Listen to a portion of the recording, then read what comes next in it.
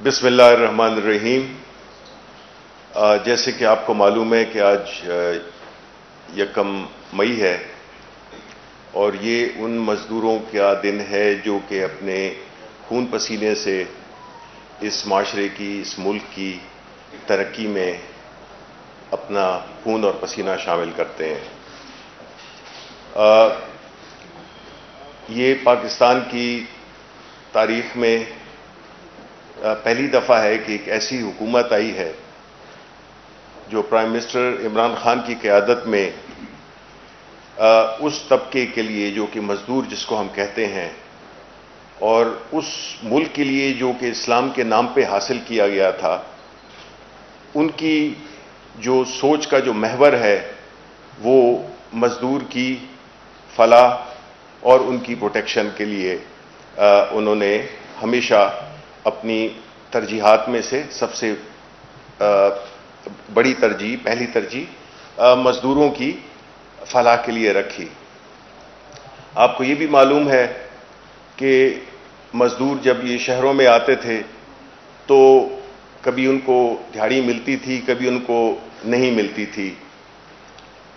تو prime minister Imran Khan نے اسلامی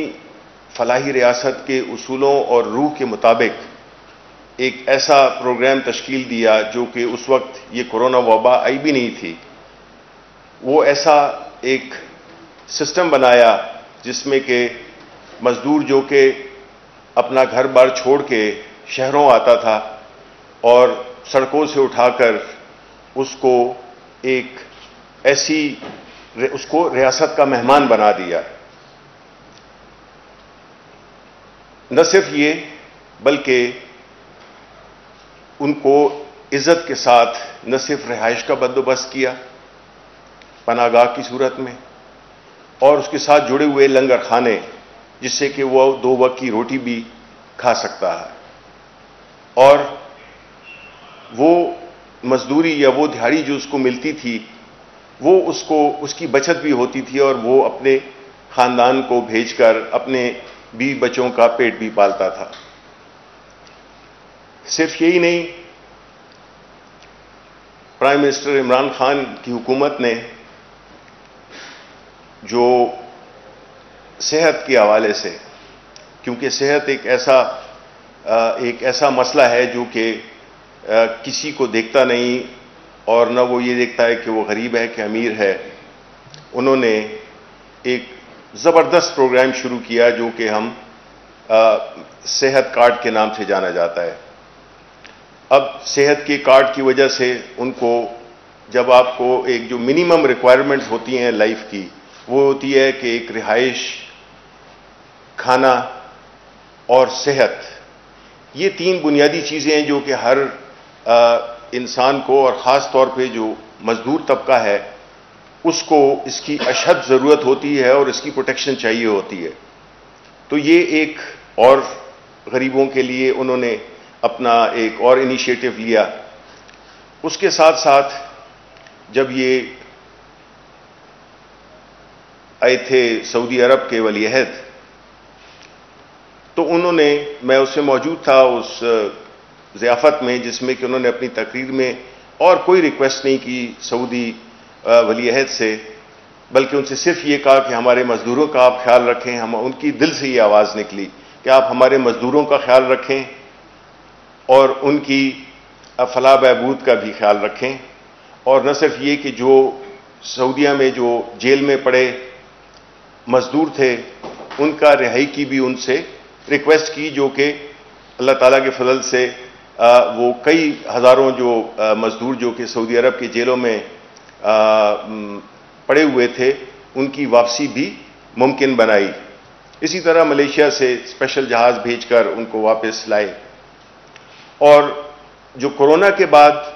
جو صورتحال پیدا ہوئی جس میں کہ سب سے زیادہ بوجھ اور تکلیف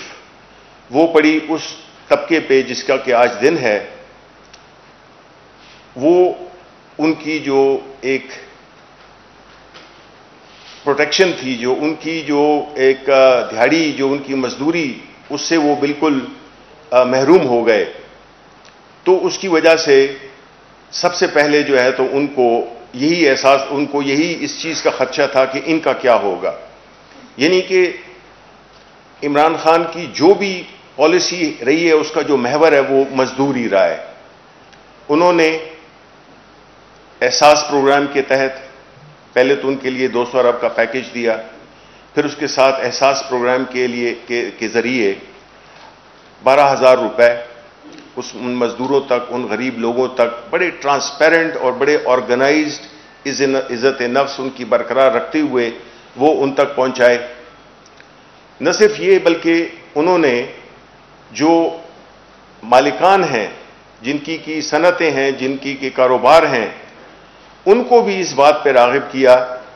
کہ اگر آپ مزدوروں کی تنخواہیں دیں گے تو آپ کے لیے بھی ہم کئی مراحت دیں گے جس کی وجہ سے آپ یہ کر سکیں کہ آپ غریبوں کی اور مزدوروں کی خاص طور پہ مدد کر سکیں. غرض یہ کہ جو پرائم منسٹر صاحب کا جو ویژن ہے، جو اسلامی ریاست کا ایک بنیادی ستون ہے کہ کوئی غریب بھوکا نہ سوئے، اور اس چیز کو اچیو کرنے کے لیے انہوں نے جتنے بھی اقدامات کیے وہ مزدور کی بھلائی اور فلاح کے لیے کیے. تو میں آپ کو یہ بتانا چاہتا ہوں کہ ہم نے یہ کبھی بھی نہیں دیکھا کہ ایک پرائم منسٹر جو کہ ایک درد دل رکھتا ہو اس محروم طبقے سے، اس سب سے ایک جسے ہم کہتے ہیں ولنریبل سیگمنٹ آف سوسائٹی، جس میں کہ اس کا کوئی والی وارث ہوتا نہیں ہے، تو ریاست کو اس کا والی وارث بنایا اور جو بھی اقدامات کیے وہ اسی ڈائریکشن میں کیے. اس کے علاوہ جو انہوں نے جو بھی اقدامات کیے ہیں وہ اسی سوچ کو ذہن میں رکھتے ہوئے کیے، اور جس کا کہ ہم اگر چاہتے تو یہی جو فنڈز کی تقسیم ہے یہ اپنے سیاسی جو ہمارے ایم این ایز ہیں، ہمارے ایم پی ایز ہیں، یا ان کے ذریعے کرتے تو شاید یہ خدشہ پیدا ہوتا کہ شاید ہم نے اپنی پارٹی کے لوگوں کو نوازا ہے. تو خان صاحب کا جو ویژن تھا وہ یہی تھا کہ اس کو بغیر کسی سیاسی فائدے حاصل کرنے کے ہم نے ایک ایسا میکانزم ڈیوائز کرنا ہے جو کہ بڑے ٹرانسپیرنٹ اور منظم طریقے سے ان تک یہ رقوم پہنچائی جائیں. ہمارا ابھی بھی یہی ہے، اسی وجہ سے ہم پہ کچھ کرٹیسزم بھی ہوا، کچھ انڈسٹریز ہم نے کھولیں، اسپیشلی کنسٹرکشن انڈسٹری. اور کنسٹرکشن انڈسٹری ہم نے کسی ایسے طبقے کے لیے نہیں رکھی جو کہ آلریڈی بہت ہی مہارت یافتہ ہیں. یہ خان صاحب نے کیا اس لیے کہ اس سے جو سب سے زیادہ جو افیکٹ ہوگا وہ مزدور کو ہی ہوگا کہ اس کو دہاڑی ملے گی. وہ کنسٹرکشن میں سب سے زیادہ آپ کو پتہ ہے کہ مزدور کا رول ہوتا ہے، اور اسی طرح فیکٹریز میں بھی ہوتا ہے، ہر جگہ پہ ہوتا ہے. تو اس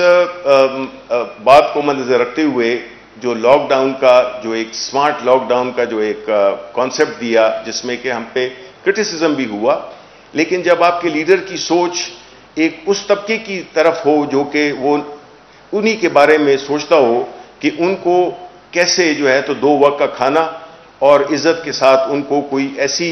فیسلٹیز دیے جائیں جہاں پہ کہ ان کے سب سے متاثر ہونے کا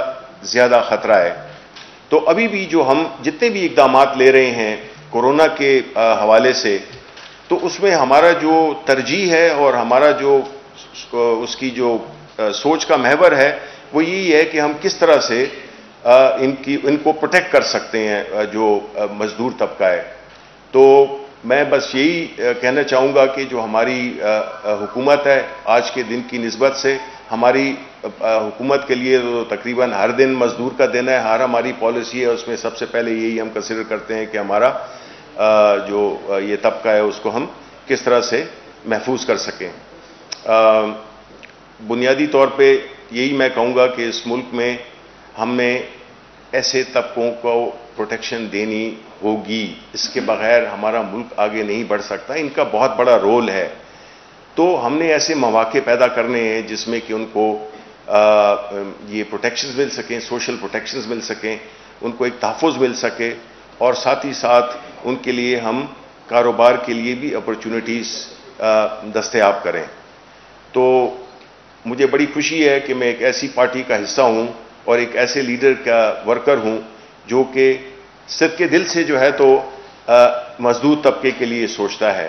اور ہم صرف اپنے آپ کو پرائم منسٹر صاحب نے تقاریر تک محدود نہیں رکھا، بلکہ انہوں نے عملی اقدامات اٹھائے ہیں جو کہ اس طبقے کو پروٹیکشن دے سکے۔ تو بس آج کے حوالے سے تو میں یہی آج بات کرنا چاہتا تھا، اور اگر آپ کے جو بھی سوالات ہوں تو اس کے لیے میں حاضر ہوں۔ سب سے پہلے تو آپ کو مبارکباد، آپ کو نیا قلمدار ملا ہے آج۔ ڈیفینیٹلی آپ نے مزدور کی بات کی، مزدوروں کا آدمی جو ہے قلم کے بھی مزدور ہیں، ان کی بھی مشکلات ہیں، اور انہی کے ہی آپ وزیر ہیں، تو ان کی مشکلات کم کرنے کے لیے کیا آپ کے پاس کوئی لائحہ عمل یا کیا سوچا آپ نے؟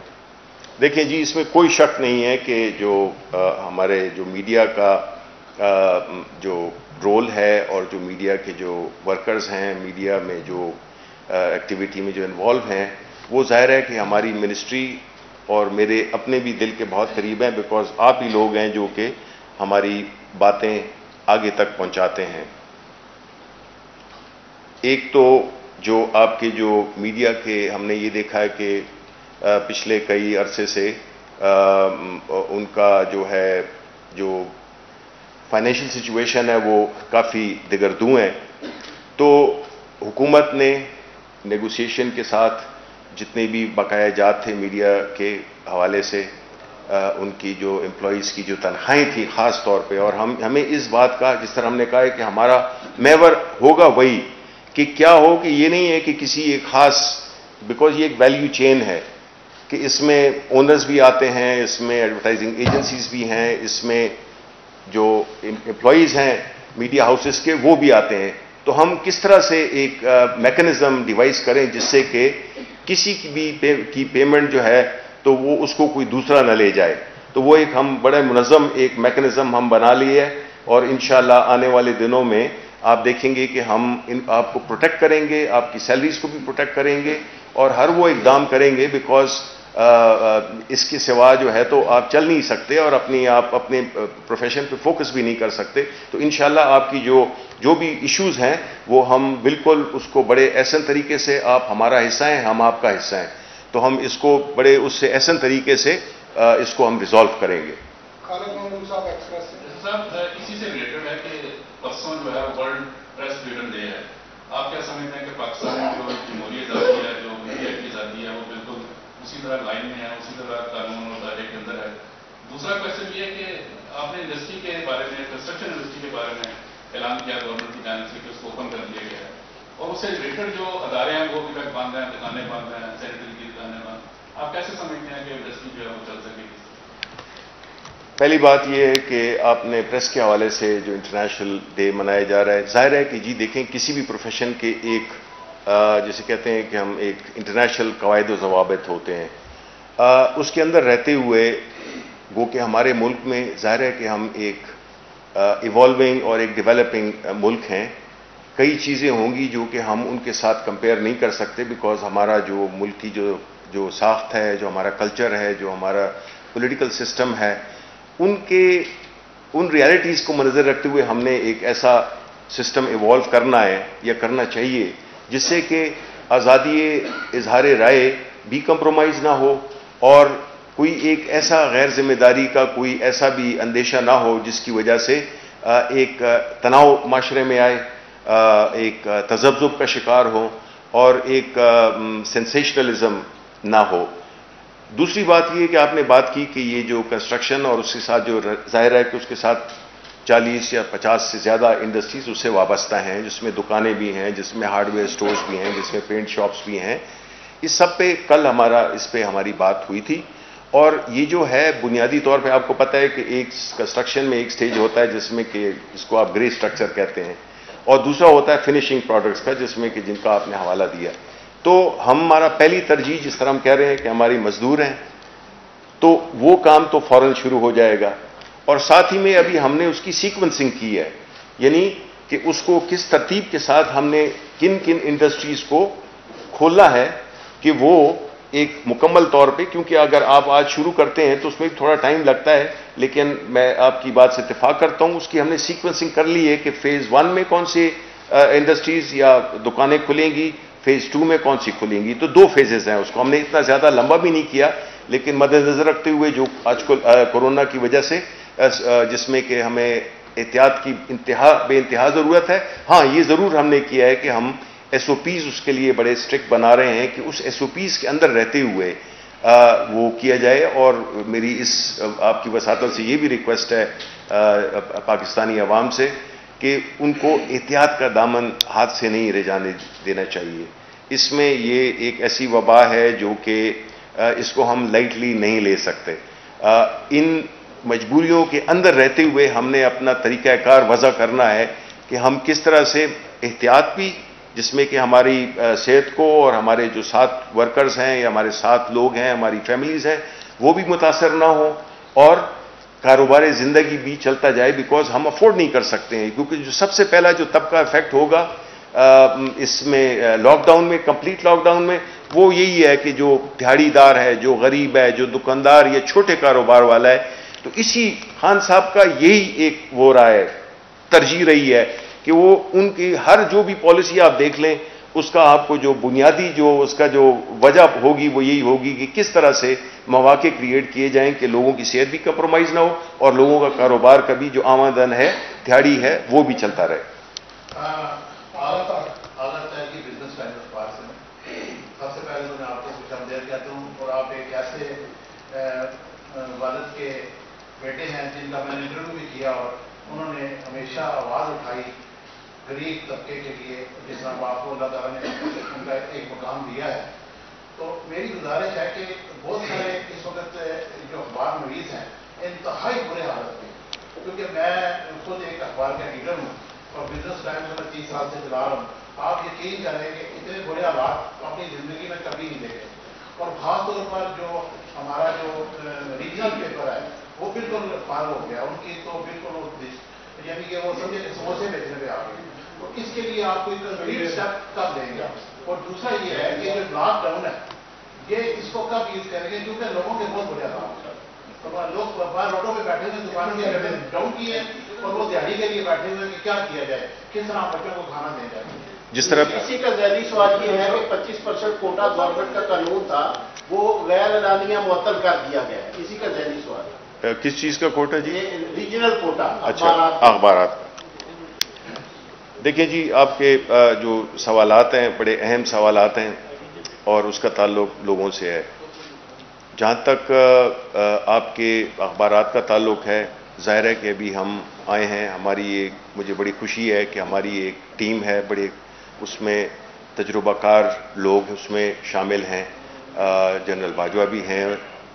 میں ہوں، ہمارے سیکرٹری صاحب ہیں، اور ہماری ایک پوری ٹیم ہے. اور یہ ایک ٹیم ورک ہے جو کہ ہم مل کے ایک خاص آبجیکٹو کو حاصل کریں گے. اور وہ یہ ہے کہ اس میں ایک تو ہمارا جو ایک بنیادی رول ہے جو کہ حکومت کی اور میڈیا کے درمیان ایک پل کا کردار ادا کرنا ہے، اور دوسرا یہ کہ جو حکومت کی جو پالیسیز ہیں ان کو آپ تک، عوام تک، آپ کی وساطت سے عوام تک پہنچانا ہے. تو یہ جتنے بھی مسائل ہیں، میری میٹنگز آلریڈی ہو چکی ہیں آپ کے نمائندوں سے، اخبارات کے اونرز سے، اور باقی جو جرنلسٹ تھے ان سے بھی ہوئی ہے. اور یہ چونکہ آنے والے دنوں میں ہم اس کو اور بھی بڑھائیں گے، اور ہم مل بیٹھ کے جو ہے تو ہم ضرور ایسی پالیسیز جو بھی آپ کا ان پٹ ہے، اور حکومت یا اپنی اس کے وسائل کے اندر رہتے ہوئے کبھی نہیں چاہیے یہ حکومت کہ آپ کو ایک ایسی پالیسی بنائے جس کا فائدہ نہ ہو، اس کا نقصان ہو. میں نے آپ کو اتنی وہ گنا دی ہیں کہ ہمارے تو کنسرن ہی یہی ہے، ہماری جو توجہ کے جو مستحق لوگ ہیں وہ وہی لوگ ہیں جن کا ذکر آپ کر رہے ہیں. تو اس کے بارے میں بالکل پالیسی کلیئر ہوگی، ایک میرٹ بیسڈ ہوگی، ایک بڑے ٹرانسپیرنٹ ہوگی. بیکاز ہمارا جو بنیادہ حکومت کا جو پرپز ہے وہ یہ ہے کہ ہم کس طرح سے چیزوں میں ٹرانسپیرنسی لائیں. جب ٹرانسپیرنسی ہوگی تو کسی کو کوئی شکایت نہیں ہوگی اور کسی کے ساتھ زیادتی ہونے کا احتمال ہی نہیں ہے. وہ جو میں نے کے بارے میں جی لاک ڈاؤن کے بارے میں جی لاک ڈاؤن کا تو دیکھیں ہم نے یہی کہا ہے کہ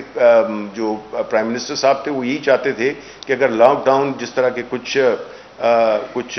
لوگوں کا خیال تھا کہ اس کو کمپلیٹ لاک ڈاؤن ہونا چاہیے، لیکن وہ ہو نہیں سکتا، ہمارا ملک افورڈ نہیں کر سکتا، اور ایون جو باہر کے ملک ہیں وہ باوجود اپنے وسائل کے ہوتے ہوئے وہ اس کو افورڈ نہیں کر سکتے. تو اس لیے ہم کہہ رہے ہیں جس کو کہ ہم ایک ایسا لاک ڈاؤن کریں جس میں کہ جو اجتماعی مقامات ہیں وہاں پہ لوگ اکٹھے نہ ہو سکیں، لیکن جو معیشت کا پہیہ ہے وہ بھی چلتا رہے.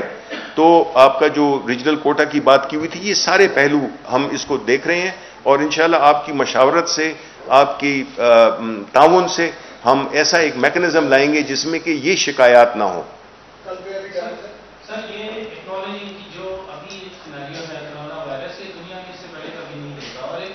یہ خود بھی ایک بڑی ڈیولپنگ چیز ہے، تو اس سے کوئی لانگ ٹرم پالیسی نہیں بن سکتی. یہ چیز ایکنالج کرنے کے بعد اسٹل دا پوائنٹ ہے کہ جو اسپیشلی ایک میجر انڈسٹریل ہب اور ایک بہت بڑا ریونیو جنریشن یا اکانومی کا ہمارا ہب ہے کراچی یا سینٹرل پروونس اور فیڈرل گورنمنٹ، یہ جو پالیسیز میں اتفاق عموماً آپ میٹنگز جب ہوتی ہیں اس کے بعد جو ہمیں وہ ملتی ہے ان پٹ، تو ایسا لگتا ہے کہ بڑا اتفاق ہے، لیکن اس کے بعد ایک ایک کر کے جو بیانات آنا شروع ہوتے ہیں تو اس سے لگتا ہے کہ بالکل کوئی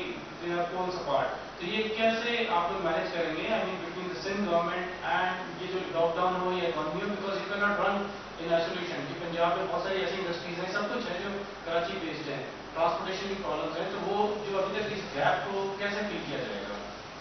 دیکھیں بہت اہم سوال. بات یہ ہے کہ جہاں تک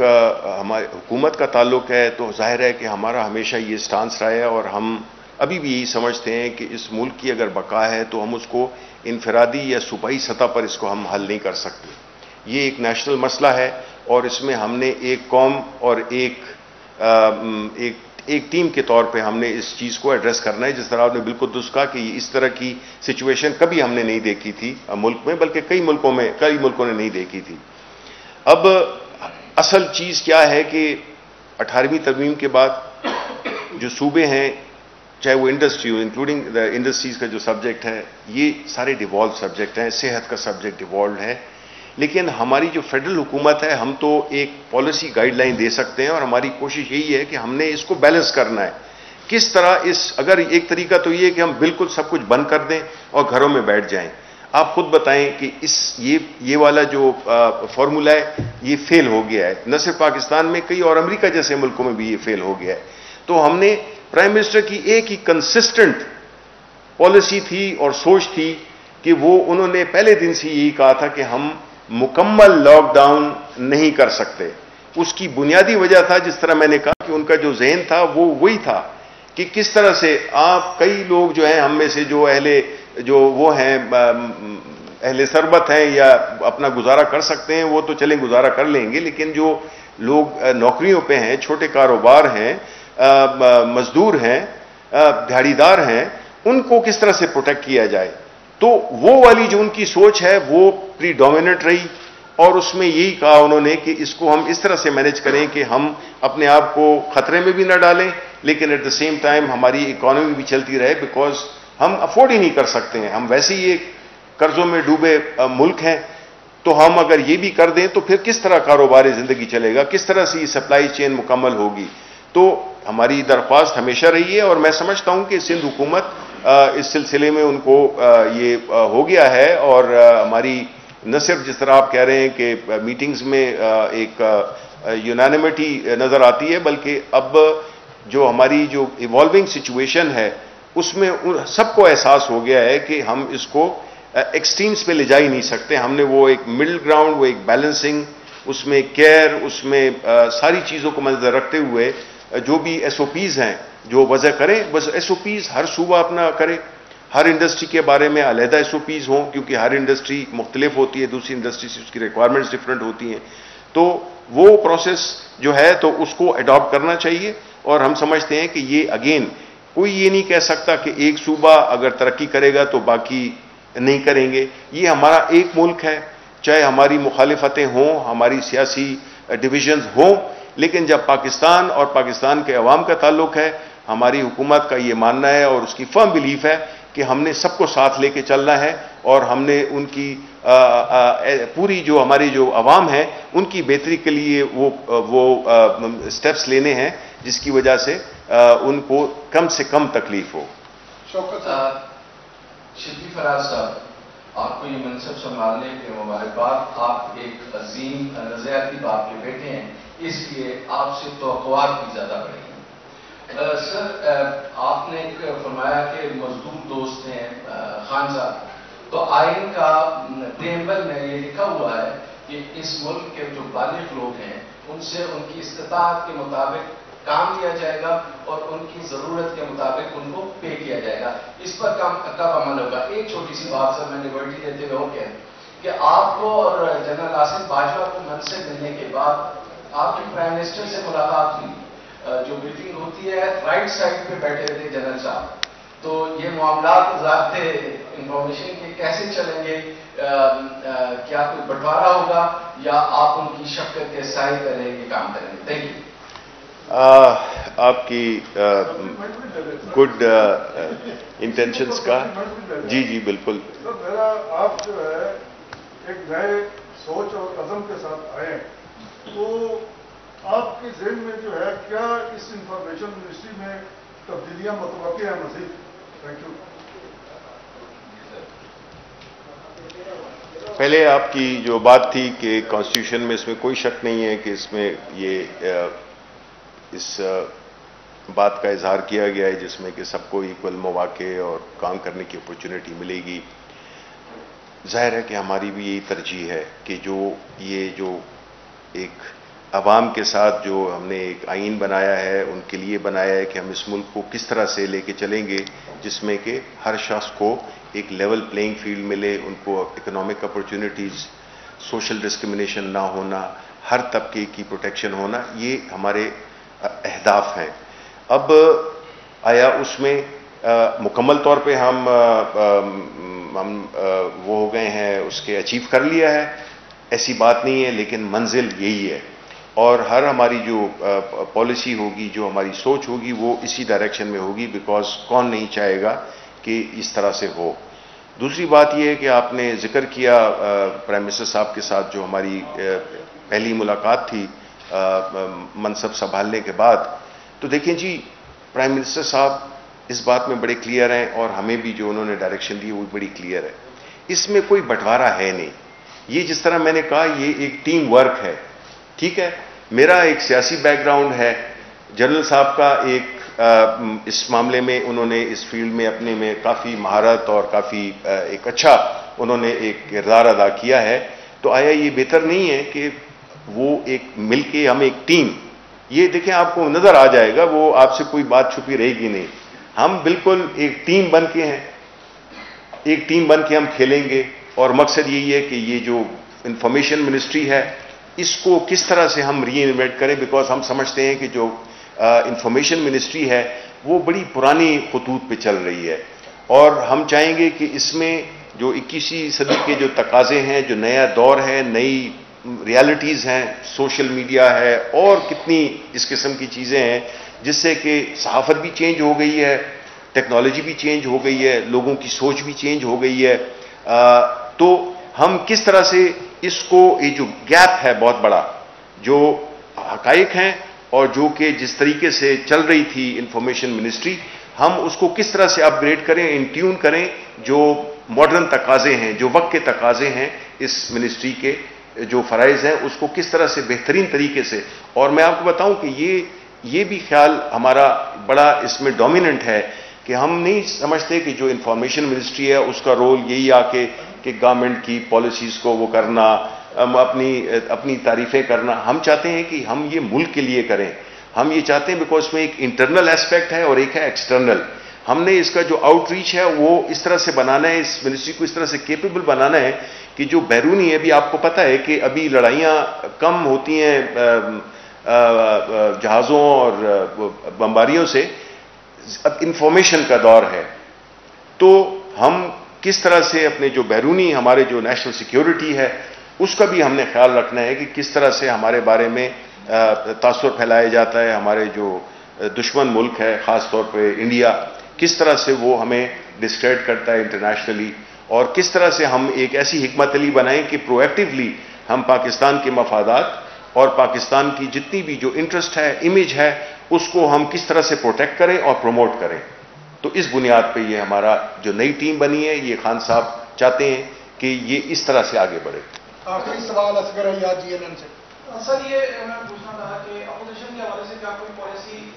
तरीके इंसाफ की हुकूमत की अब कोई तब्दील होने जा रही है? और दूसरी चीज़ ये है कि मुश्किलात अब बढ़ गई हैं, माशी लिहाज से कोरोना वायरस आ गया, दूसरी चीज़ें आ गई तो मुश्किलात भी बढ़ गई हैं, सियासी लिहाज से काबिल तरमीम भी है, कंपार्टमेंट्स भी है, तो जहाँ पे फिरदौस आशिक अवाम और फवाद चौधरी जैसे सख्त वीर वक़्त रखने वाले नहीं चल सके तो शिविर फ्रांस कैसे चले? दूसरा सर, एक साथ ले लीजिए का सवाल कि 3 मई को कलम के जो मजदूर हैं उन्होंने एहतजाज की कॉल दी है पार्लियामेंट हाउस के सामने, क्या आपकी उनसे कोई बात हो एहतजाज होगा? और इसके अलावा शहरनामा से हूँ मैं, इस्लामाबाद शहरनामा से, कश्मीर के अंदर जो लॉकडाउन है और भारतीय दरिंदगी जो है लाइन ऑफ कंट्रोल पे, उस पर भी आज यूम मई के मौका पर आप क्या कहना चाहेंगे? और सर, तीसरा सवाल मैं इसके लिए वर्चुअल इजलास के बारे में आपकी हुकूमत का क्या मौक़िफ़ है, सेनेट के और कौमी असम्बली के? क्या कोई पॉसिबिलिटी है कि जब मुल्क के दीगर इदारे काम कर रहे हैं तो नेशनल असम्बली और सेनेट के इजलास को बुलाने में क्या दबाव है? Zubair Qureshi from Pakistan observer. शुक्रिया जी। मैं सब सवालात का जवाब देने की कोशिश करूंगा। पहली बात तो ये है कि आपने ये कहा कि अपोजिशन, मुआशी सूरत हाल, ये सारी चीज़ें जिसमें कि आपने मेरे जो प्रीडेसेसर्स थे उनका भी आपने जिक्र किया। देखें, बात ये होती है कि पॉलिटिक्स हो या मुल्क हो, ये एक कॉन्स्टेंटली इवॉल्विंग चीज़ है, ये कोई स्टैटिक चीज़ है नहीं। इसमें हालात बदलते हैं, लोग बदलते हैं, स्ट्रैटेजीज बदलती हैं। उसके तहत मैं नहीं समझता कि अपोजिशन, देखें, वो भी एक इस मुल्क की पॉलिटिकल लैंडस्केप का एक बहुत अहम हिस्सा है। अगर हम ये समझते हैं कि अगर हमारी उनके साथ कोई ज़ाती दुश्मनी नहीं है, हम नहीं चाहते कि जब भी कोई किसी को पकड़ा जाए या किसी भी कोई केसेस वो लाई जाएं तो उसका ये मतलब हो कि वो कोई सियासी मुखालिफत या पॉलिटिकल विक्टिमाइजेशन है। ऐसा हरगिज़ नहीं है। अब अगर मुझे और हमारी टीम को मौका दिया गया है कि हम इस नए पॉलिटिकल लैंडस्केप में, हमें एक नई टीम की ज़रूरत है, प्राइम मिनिस्टर साहब, उनका ये हक बनता है और ये उनकी प्रिविलेज है कि वो वक्त हालात की मुनासिबत से अपनी टीम की रीशफलिंग करें, अपॉइंटमेंट्स करें, उनको हटाएं, उनको लगाएं। ये चीज़ कोई नई चीज़ नहीं है। आपने ये कहा कि अगर वो नहीं चल सके तो हम क्या चलेंगे। मैं इससे थोड़ा सा इख्तिलाफ करूंगा बसद एहतराम। वो इसलिए कि देखें, हर बंदा होता है, उसका अपना एक तजुर्बा होता है, अपनी एक सोच होती है, और वो पार्टी की जो बुनियादी जो डिसिप्लिन है उसका ताबे होता है। और अगर मैं समझता हूं कि अगर मैं पॉलिटिक्स में हूं तो मैं इमरान खान की वजह से हूं। इमरान खान सियासत में न होते, मैं आपको यकीन दिलाता हूं मैं भी सियासत में नहीं होता, बिकॉज मेरी फैमिली का ताल्लुक एक पॉलिटिकल पार्टी से रहा है। मेरे लिए बहुत आसान था कि मैं उसी पॉलिटिकल पार्टी को ज्वाइन कर देता, लेकिन जिस तरह के हालात थे, मुझे नहीं वो उस चीज़ का कभी रग़बत हुई कि मैं किसी सियासत को या किसी पॉलिटिकल पार्टी को ज्वाइन करूं। इसलिए मैंने इंतखाब पाकिस्तान तहरीक इंसाफ, जिसके लीडर इमरान खान थे, उनको मैंने ज्वाइन किया, और जिसका कि मुझे फ़ख्र है और मैं बहुत ही मोटिवेटेड हूं, क्योंकि मैंने उनको बहुत करीब से भी देखा हुआ है। जिस तरह के वो सोच रखते हैं, जिस तरह के वो दिल रखते हैं, उन दोनों से मैं बहुत ही मुतासिर हूं। बात यह है कि अपोजिशन अपना किरदार अदा करेगी, हम अपना किरदार अदा करेंगे। ये दोनों लाजिम व मलजूम हैं। अपोजिशन मतलब है कि मैं उनका हर हक बनता है कि वो हमारी पॉलिसीज़ को, हमारी कोताहियों को, हमारी गलतियों को वो पिन पॉइंट कर सकें, क्रिटिसाइज कर सकें। ये उनका हक बनता है, ये किसी भी माशरे में मेरा ख्याल है। और ये एक इतना अच्छा अमल है जिसमें कि हमें भी अपने आप को बेहतर करने में मदद मिलेगी, और दूसरा ये कि एक चेक होगा हम पे हुकूमत वक्त पे यही रोल है। ये रोल हमने, मेरा ख्याल है आपको पता है कि अपोजिशन का रोल हमने बड़े दबंग तरीके से हमने ये किरदार अदा किया है, चाहे वो पार्लियामेंट हो चाहे बाहर हो, हमने इसका रोल अदा किया। और आप देख रहे हैं कि पाकिस्तान किस तरह से अब वो पाकिस्तान नहीं है जिसमें कि मैं ये कहूं कि बस 2 पॉलिटिकल पार्टीज थी। तो हम एज अ थर्ड फोर्स बन के इसीलिए उभरे, इसीलिए लोगों ने हमें मुंतखब किया, बिकॉज वो शायद उस पुराने निज़ाम से तंग आ गए थे जिसमें कि शायद सिर्फ बारियां तब्दील होती थी। तो ये हम पे एक बहुत बड़ा बोझ भी है, रिस्पॉन्सिबिलिटी भी है, और हम यही उम्मीद करते हैं कि अपोजिशन अपने जमहूरी उनके अक़दार के दायरे में रहते हुए, इसी तरह हुकूमत भी, हम इसको आगे लेके चलेंगे। तो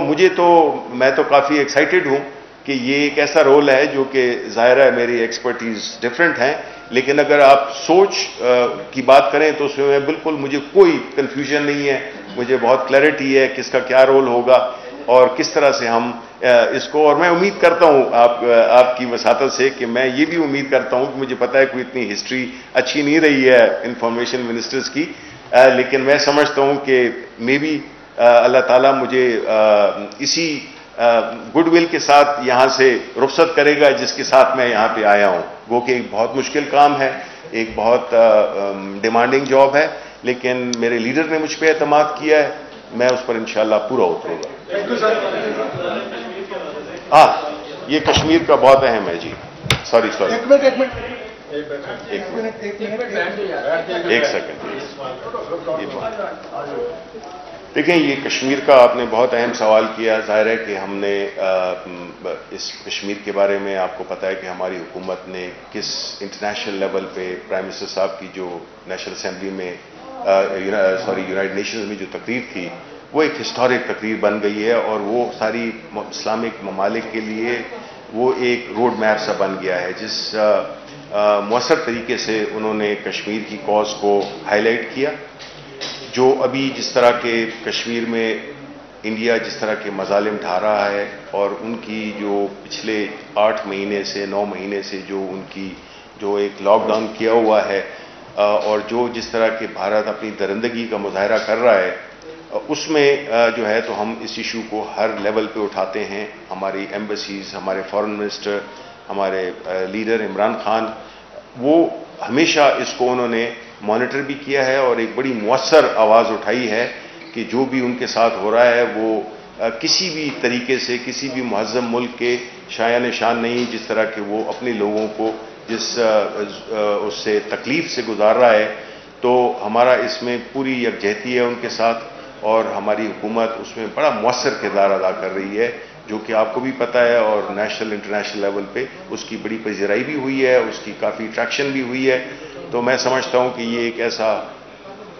और जी इजलास पार्लियामेंट का, बिल्कुल जी, पार्लियामेंट का इजलास होना चाहिए। पार्लियामेंट का इजलास हमारी हुकूमत की पूरी कोशिश है कि हो। सिर्फ इशू यही है कि हम देखें, अब हमारे जो स्पीकर साहब थे उनको भी कोरोना वायरस हो गया है। तो मैं ये समझता हूँ कि अगेन आई रिपीट कि असल चीज़ क्या है कि हमने जो गिवन रियलिटी है उसके अंदर रहते हुए एक ऐसे SOPs इख्तियार करने हैं जिसमें कि हमारा काम भी हो जाए, और उसमें तो वो अपोजिशन के साथ मिलके हमने काफ़ी इस पे आगे एडवांस सिचुएशन में हम पहुंच गए हैं। और मैं ये समझता हूं कि आने वाले दिनों में उसका सब तरीक़ाकार जब फाइनलाइज हो जाएगा तो उसका सेशन भी होगा, बिकॉज हमारे कई बिल्स हैं, कई लेजिस्लेशन है जो लैब्स होने वाले हैं, कुछ एक आध लैब्स भी हो गया है। तो हम नहीं चाहेंगे कि हमारे जो ये है जो पार्लियामेंट्री एक्टिविटी है वो मुंजमद हो।